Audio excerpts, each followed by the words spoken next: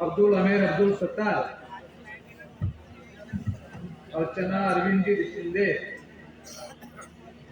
रजनीताई अप्पा नागरे आणि या सर्वांना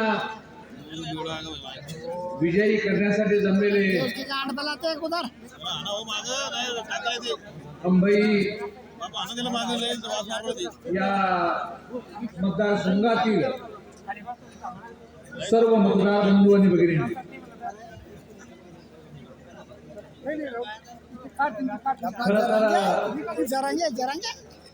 वादळ येत असतात, वादळ जात असतात, पण अंबईमध्ये किंवा या मतीमध्ये आज जे तुफान या ठिकाणी आलेले आपल्या माध्यमातून, हे तुफान विजयाच्या दिशेने तर घेऊन जाणारच आहे, परंतु जिल्हा परिषदेच्या इतिहासामध्ये एक वेगळा इतिहास या मतदारसंघामध्ये निर्माण होणार आहे. मला खात्री आहे पुढचे कोणी का असत नाही, पण सत्तार साहेबांच्या नेतृत्वामध्ये सर्व पार्ट्यांचं डिपॉझिट जप्त होणार आहे. कारण की एक तरुण नेतृत्व, अमेरच्या माध्यमातून एक तरुण नेतृत्व आपल्याला आपले नेते माननीय अब्दुल सत्तार साहेब या ठिकाणी सोपवत आहे. मी कायम मागच्या बैठकीत सांगितलं, येणारे 50 वर्ष हा तरुण तुमच्या सुखा दुःखाची काळजी घेणार आहे. काही माणसं चेहऱ्यावरून ओळखली जातात, आमेर त्यातला एक आहे. आमेरकडे पाहिल्यानंतर निश्चितपणे मनामध्ये जे भाव निर्माण होतात की हा नेता तयार होणार अत्यंत संयमी नेता असणार आहे, अत्यंत अभ्यासू नेता या ठिकाणी असणार आहे. उच्च शिक्षित तर आहेच आहे, वकील पेशाने जरी असला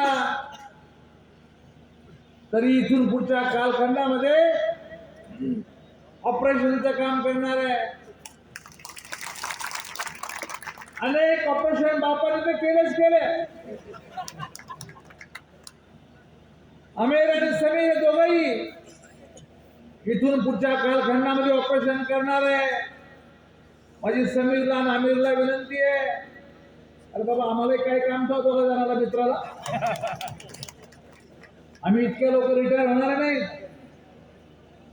अध्यक्ष साहेब, आम्ही एवढ्या लोक रिटायर होणाऱ्या माणसं नाहीये, पण आमच्या डोळे देखत आमची मुलं योग्य पद्धतीने जनसेवा करत असतील, तो वडील म्हणून आणि काका म्हणून जो आनंद आम्हाला मिळतो तो निश्चितपणे कोणत्याही शब्दामध्ये बोलण्यासारखा नाही. आज इथल्या गर्दीकडे बघितल्यानंतर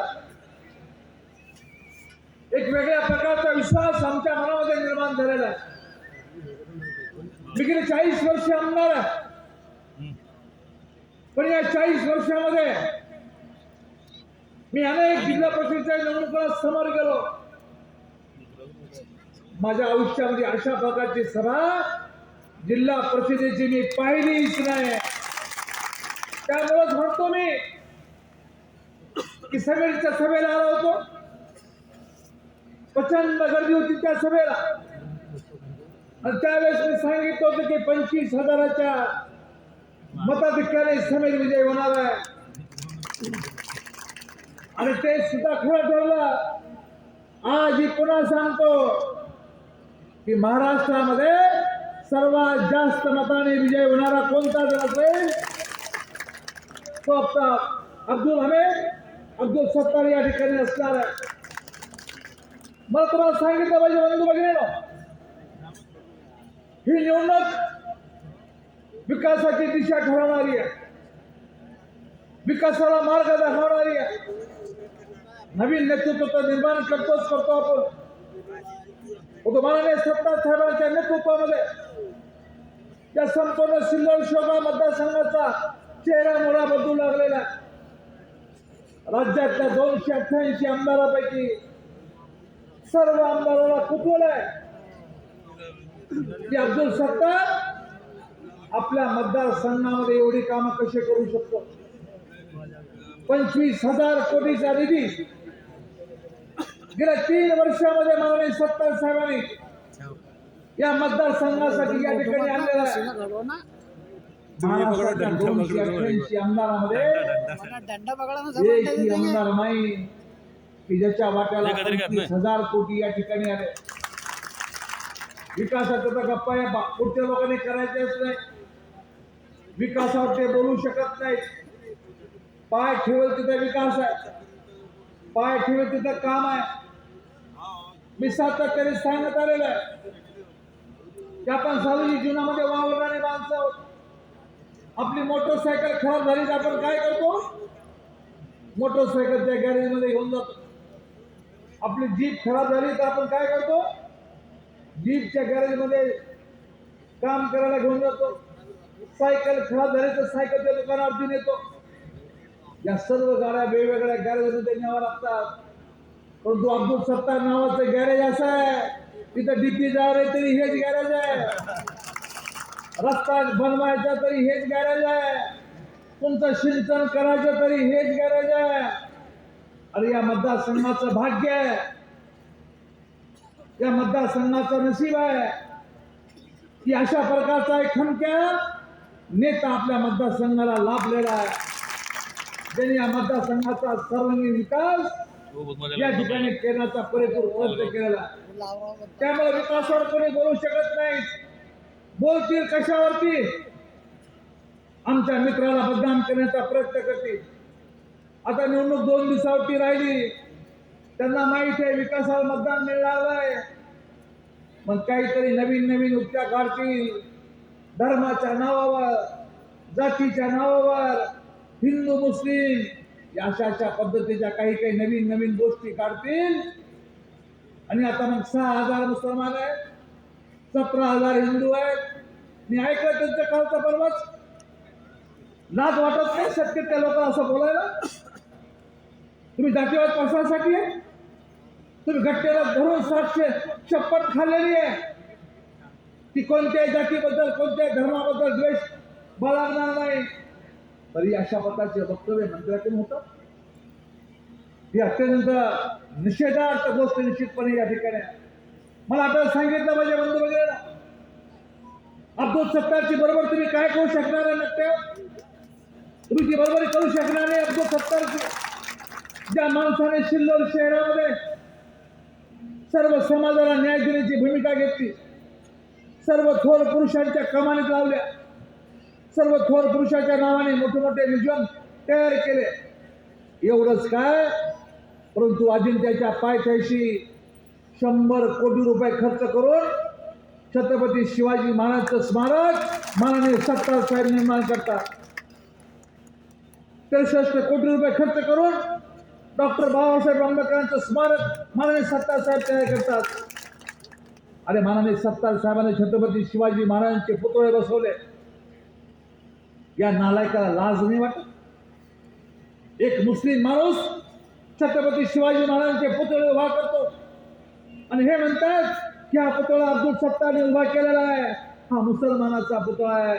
आणि छत्रपती शिवाजी महाराजांवर सुद्धा अशा पद्धतीने बोलता लाज कशी वाटत नाही लोकांना? तुम्ही एक पुतळा उभा केला का दाखवा आम्हाला.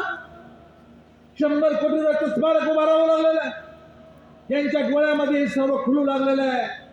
त्यामुळे मला आपल्याला विनंती करायची बंधू वगैरे की अशा पद्धतीनं जाती धर्माच्या नावावरती या ठिकाणी ही निवडणूक नेण्याचा प्रयत्न करते.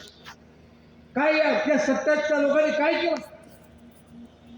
जाती जाती धर्मामध्ये भांडणं, मराठ्यांच्या विरोधामध्ये ओबीसी निर्माण केलं, ओबीसीच्या विरोधामध्ये मराठा उभा केले, हिंदूंच्या विरोधामध्ये मुस्लिमांच्या विरोधामध्ये हिंदू, सुवर्णाच्या विरोधामध्ये संपूर्ण दलिताच्या विरोधात स्वर्ण.